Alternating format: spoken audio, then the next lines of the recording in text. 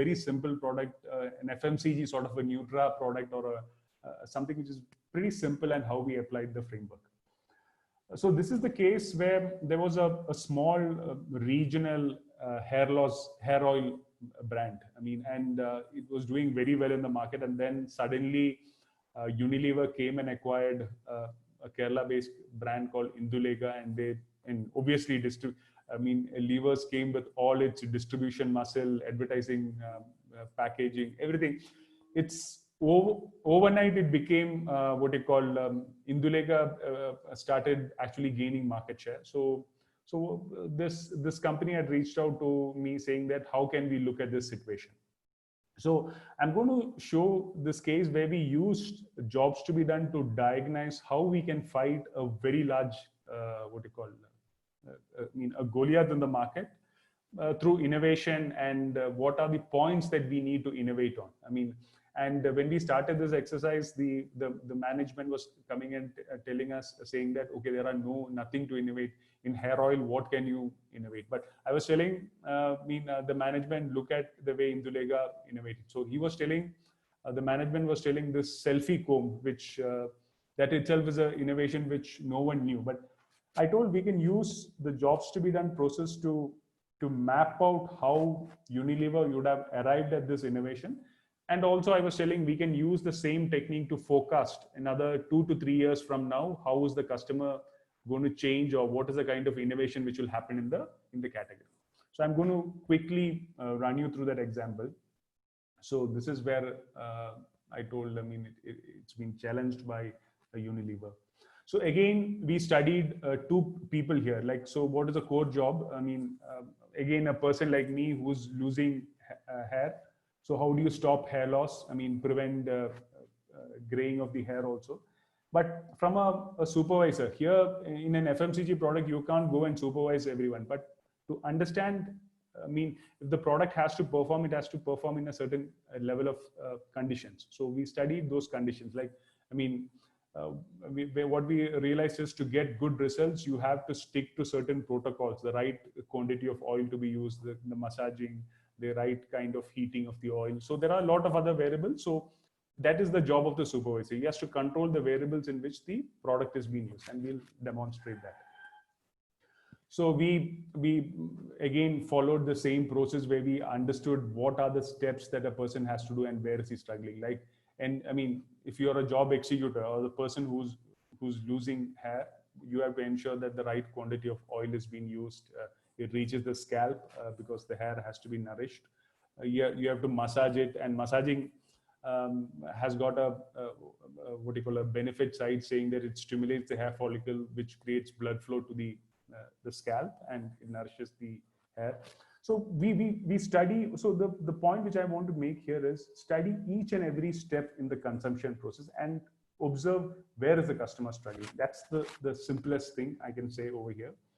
And again, this is called this process where we call it as the customer value chain mapping. And since it's an FMCG sort of a product, we have something which is called the job drivers, which is nothing but we study the life stage of the customer, the geography, the cultural underpinning, personalities, attitude, season, weather, workarounds.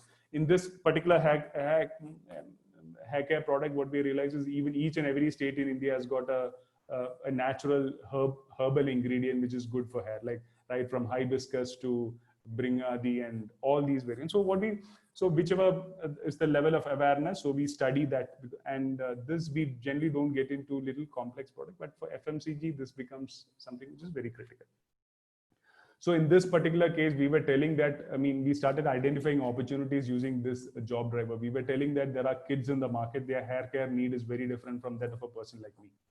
Or the youth's hair care need is very different. A 40+ person like me will have a different set of hair care needs. And then we study very, very micro variables, such as, like, say, for example, I think this group knows that, during pregnancy, childbirth, menopause, thyroid, women have hair problems.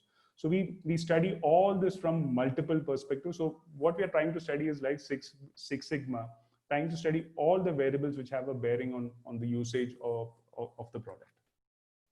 We study workarounds. Like I think this is something which the Nutra industry does very well. Like say for example, um, like say for I mean in this particular case, hibiscus is used. Mehendi is actually used a lot. So what are the kind of properties? What are the kind of awareness levels? Can it be bought into the product? So we study that. And then very simple, we study what are the pain points for the customer as well as the job supervisor. Like say for example, hard water issues. Now the kind of water that you bath, have bath has got a bearing on hair loss. So but that's a variable which you cannot control. You once you put the oil, you have to massage it for about 5 to 10 minutes. So only then the blood starts flowing into the hair scalp. That is a problem which the customers won't do. So the oil is so expensive that they will use very little oil, so it doesn't reach the scalp. And that is where the whole selfie comb came, saying that deliver the oil directly to the scalp so that there is less wastage. So what we are trying to do is again study it from a very very close perspective and understand the dimension. What the job the customer is trying to do from a very close perspective.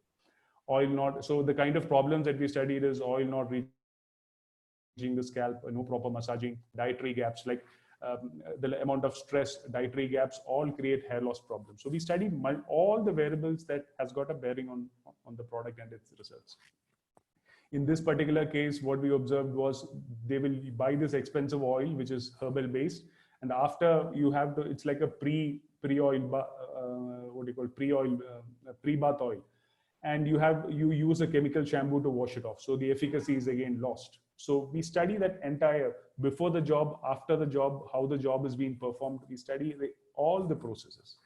And this is how what we were recommending, saying that, if you have a selfie comb, you could have, because massaging is a chore, you can talk of a very simple, this Kangi sort of a device where the oil delivery happens directly to the scalp. And it is also a very simple massaging device. You can talk of like from a portfolio perspective. You can launch and this particular client had the distribution. So you can put a herbal dye, which is an opportunity for him. He's using the same distribution channel. You can think of small hair, hair growth supplements. You think of a lighter oil, because this is a pre-bath oil. It's a heavy oil. You need to wash it off, with probably a herbal shampoo, and then you need to have a light oil so that the hair doesn't remain dry. Hair care kit. So what we were saying is we looked at what are all the needs, and all these needs are coming from the way a customer is using the product. So it's very simple, and we look at it from his current portfolio and we find, okay, what are the new products that can be launched? What are the gaps in the market? That's the way. And the interesting thing is, after we did this exercise for this client, Dabur launched exactly one of the points that we were telling. So it's not to say Dabur would have thought of this very earlier, but for us, it was a big reinforcement, saying that we can use the process to forecast the category, what are the kinds of needs which will arise in the category. So